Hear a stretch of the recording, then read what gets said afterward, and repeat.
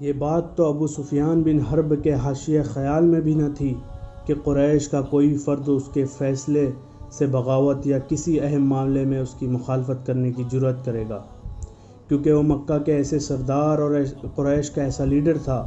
جس کا ہر فیصلہ واجب التعمیل اور ہر حکم واجب الاطاعت سمجھا جاتا تھا۔ لیکن اس کی اپنی ہی بیٹی رملہ نے، جو اپنی کنیت ام حبیبہ سے معروف تھی، اس کے باطل معبودوں کی الوہیت سے انکار کر کے اس کے غبارے کی ساری ہوا نکال دی۔ نیز اس نے اور اس کے شوہر عبید اللہ بن جحش نے خدائے واحد پر ایمان اور محمد الرسول اللہ صلی اللہ علیہ وسلم کی رسالت کی تصدیق کا اعلان کر کے اس کی چودراہٹ کا سارا بھرم کھول کر رکھ دیا۔ ابو سفیان نے اپنی بیٹی اور داماد کو ان کے دین سے پھیر کر اپنے اور اپنے آباء و اجداد کے دین پر واپس لانے کی انتہائی کوشش کی۔ اس کے لیے اس نے اپنی ایڑی سے چوٹی تک کا زور صرف کر ڈالا، مگر اس کی ساری ہیکڑی دھری کی دھری رہ گئی اور وہ اپنے مقصد میں کامیاب نہیں ہو سکا، کیونکہ ایمان جو رملہ کے دل میں راسخ ہو چکا تھا، اس کی جڑیں اتنی گہرائی میں اتر چکی تھیں کہ ابو سفیان کے غیظ و غضب کی آندھیوں سے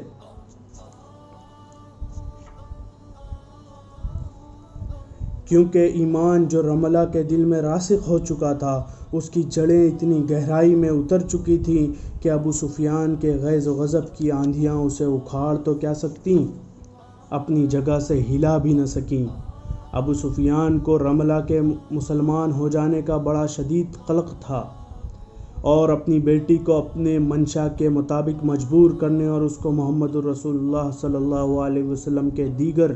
متبعین کو اسلام سے برگشتہ کرنے کی کوششوں میں ناکامی کے بعد اس کی سمجھ میں نہیں آ رہا تھا کہ وہ کس منہ سے قریش کا سامنا کرے۔ جب قریش نے دیکھا کہ ابو سفیان رملہ اور اس کے شوہر پر ناراض ہے تو وہ ان دونوں کے خلاف جری ہو گئے اور ان کو سخت اور اذیت ناک سزائیں دیتے اور ان کے گرد زندگی کا دائرہ روز بروز تنگ کرتے چلے گئے، یہاں تک کہ ان کے لیے مکہ میں زندگی گزارنا دوبھر ہو گیا۔ اور جب رسول اللہ صلی اللہ علیہ وسلم نے مسلمانوں کو حبشہ کی طرف ہجرت کر جانے کی اجازت مرحمت فرمائی تو رملہ بنت ابی سفیان رضی اللہ تعالی عنہا، ان کا شوہر عبید اللہ بن جحش اور ان کی چھوٹی بیٹی حبیبہ مہاجرین کے اس قافلے میں پیش تھے جس نے اپنے دین و ایمان کی حفاظت کے لیے نجاشی کی حمایت حاصل کی تھی۔ لیکن مسلمانوں کی اس مختصر سی جماعت کا ان کے ہاتھوں سے بچ نکلنا اور حبشہ میں اس کا آرام و سکون سے رہنا ابو سفیان اور اس کے ہم خیال دوسرے زعمائے قریش کو سخت ناگوار گزرا۔ انہوں نے نجاشی کو مسلمانوں کے خلاف بھڑکانے، ان کی واپسی کا مطالبہ کرنے اور اس کو یہ باور کرانے کے لیے کہ یہ لوگ عیسیٰ ابن مریم اور ان کی والدہ مریم کے متعلق نہایت ناپسندیدہ بات کہتے ہیں، اپنے سفیر کو حبشہ بھیجا۔ نجاشی نے مسلمانوں کو بلا بھیجا اور ان سے ان کے دین کی حقیقت اور اس بات کی اصلیت دریافت کی جو وہ عیسیٰ مسیح علیہ السلام اور ان کی والدہ کے متعلق کہتے ہیں۔ اس نے مسلمانوں سے اپنی اس خواہش کا اظہار بھی کیا کہ وہ قرآن کے کچھ اجزاء اسے سنائے جو ان کے نبی کے قلب پر نازل ہوتا ہے۔ جب مسلمانوں نے اس کے سامنے اسلام کی حقیقت بیان کی اور قرآن کریم کی چند آیات اسے سنائیں تو اتنا متاثر ہوا کہ روتے روتے اس کی داڑھی آنسوؤں سے تر ہو گئی۔ پھر اس نے مسلمانوں سے کہا، یہ کلام جو تمہارے نبی محمد الرسول اللہ صلی اللہ علیہ وسلم پر نازل ہوا ہے اور وہ جس کو عیسیٰ ابن مریم لائے تھے، دونوں ایک ہی نور کی شعاعیں ہیں۔ اور پھر وہ خدائے واحد پر ایمان اور نبوت محمدیہ کی تصدیق کا اعلان کر کے دائرہ اسلام میں داخل ہو گیا۔ اس موقع پر اس نے ان مسلمانوں کے لیے اپنی حمایت کا اعلان بھی کیا جو ہجرت کر کے اس کے ملک میں آئے تھے۔ اس معاملے میں اس نے اپنے سرداروں کی مخالفت کی کوئی پرواہ نہیں کی، جنہوں نے اسلام قبول کرنے سے انکار کر دیا اور اپنے دین نصرانیت پر قائم رہے۔ اس کے بعد حضرت ام حبیبہ رضی اللہ عنہا نے سمجھا کہ طویل پریشانیوں کے بعد اب حالات ان کے لیے سازگار ہو گئے ہیں اور آلام و مصائب کے اس دشوار گزار سفر نے ان کو امن و امان کے گہوارے میں پہنچا دیا ہے، مگر وہ حالات ان کی نگاہوں سے پوشیدہ تھے جنہیں نوشتہ تقدیر نے ان کے لیے چھپا رکھا تھا۔ اللہ تعالیٰ نے حضرت ام حبیبہ رضی اللہ عنہا کو ایک ایسے مشکل حالت اور امتحان میں ڈالنا چاہا جس میں بڑے بڑے ارباب عقل و دانش حیران ہو کر رہ جائیں، لیکن اسی کے ساتھ اس نے یہ بھی چاہا کہ ان کو اس سخت ترین آزمائش سے کامیابی کے ساتھ نکال کر فوز و فلاح کی بلند ترین چوٹی پر پہنچا دے۔ چنانچہ ایک رات حضرت ام حبیبہ رضی اللہ عنہا نے خواب دیکھا کہ ان کا شوہر عبید اللہ بن جحش ایک ایسے بحر مواج کی سرکش موجوں میں پھنسا ہوا ہے، ان سے نکلنے کے لیے ہاتھ پاؤں مار رہا ہے، جس پر تہ بتہ تاریکیاں مسلط ہیں، اور وہ انتہائی ناگفتہ بے حالت میں گرفتار ہے۔ خوف و اضطراب کی وجہ سے اس کی نیند کھل گئی۔ اس خواب کا ذکر وہ اپنے شوہر یا کسی دوسرے شخص سے کرنا نہیں چاہتی تھی، لیکن وہ خواب بہت جلد ایک حقیقت کی شکل میں ان کے سامنے آ گیا۔ اس منحوس رات کی صبح بھی شام سے تبدیل نہیں ہونے پائی تھی کہ عبید اللہ بن جحش نے اپنے دین سے مرتد ہو کر نصرانیت اختیار کر لی۔ اس کے بعد اس کا زیادہ تر وقت شراب خانوں میں گزرنے لگا۔ اس کثرت کے ساتھ شراب نوشی کے باوجود وہ اس سے آسودہ نہیں ہوتا تھا۔ اس نے حضرت ام حبیبہ کو دو میں سے ایک چیز کے انتخاب کی آزادی دے دی، جو دونوں ہی انتہائی ناپسندیدہ تھیں، یعنی یا تو وہ طلاق لے لیں یا نصرانیت اختیار کر لیں۔ حضرت ام حبیبہ رضی اللہ عنہا نے خود کو اچانک 3 مشکلات میں محصور پایا۔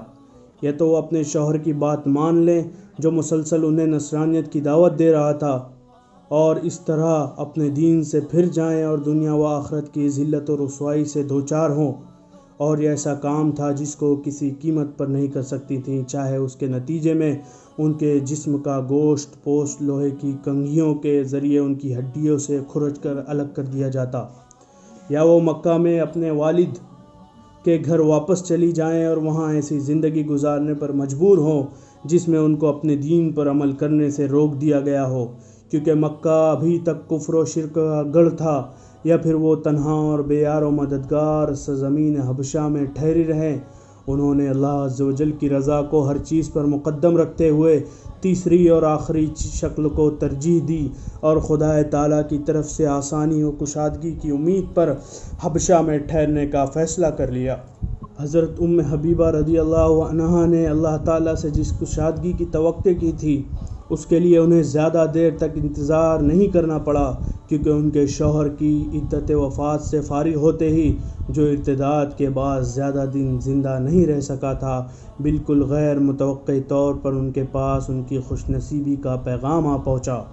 ایک روز چاشت کے وقت جب دن خوب روشن ہو چکا تھا اور سورج کی پہلی کرنوں نے زمین کو چاندی کا لباس پہنا دیا تھا، ان کے دروازے پر دستک ہوئی۔ جب انہوں نے دروازہ کھولا تو اچانک اپنے سامنے نجاشی کی خادمہ خاص ابرہہ کو دیکھ کر مبہوت رہ گئیں۔ ابرہہ نے بڑے ادب اور خندہ جبینی کے ساتھ سلام کر کے اندر آنے کی اجازت مانگی اور کہا، بادشاہ سلامت آپ کو سلام کہتے ہیں، اور کہتے ہیں کہ محمد الرسول اللہ صلی اللہ علیہ وسلم نے آپ کو نکاح کا پیغام بھیجا اور ایک خط کے ذریعے ان کو اپنا وکیل بنایا ہے، تو آپ بھی اپنی طرف سے کسی کو وکیل مقرر کر دیجئے۔ یہ سن کر حضرت ام حبیبہ رضی اللہ عنہا خوشی سے پھولی نہ سمائیں اور بے ساختہ بول پڑیں، اللہ تم کو خوش رکھے، اللہ تم کو خوشخبری سنائے۔ پھر اپنے جسم سے ایک ایک کر کے تمام زیورات اتارنے لگیں۔ انہوں نے اپنے کنگن اتار کر ابرہہ کو دے دیے، پھر پازیب، پھر دونوں کانوں کی بالیاں اور انگوٹھیاں اس کو دے دیں، اور اگر اس وقت ان کے پاس دنیا کے سارے خزانے ہوتے تو وہ سب ابرہہ کو بخش دیتی۔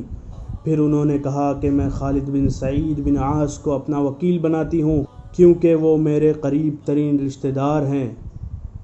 نجاشی کا رہائشی محل درختوں سے گھرے ہوئے ایک بلند ٹیلے پر واقع تھا، اور اس کے نشیب میں حبشہ کا سب سے خوبصورت باغ اس کے حسن کو دوبالا کر رہا تھا۔ اسی کے محل کے ایک وسیع و عریض ہال میں، جو نہایت خوبصورت نقش و نگار سے آراستہ اور پیتل کے سنہرے چمکیلے چراغوں کی روشنی سے منور ہو رہا تھا، جس میں قیمتی اور نفیس فرش بچھا ہوا تھا، حبشہ میں مقیم صحابہ کرام حضرت جعفر بن ابی طالب، حضرت خالد بن سعید بن عاص اور حضرت عبداللہ ابن حذافہ سہمی وغیرہم رضوان اللہ علیہم اجمعین رسول اللہ صلی اللہ علیہ وسلم کے ساتھ منعقد ہونے والے ام حبیبہ بنت ابی سفیان کے نکاح میں شرکت کے لیے جمع تھے۔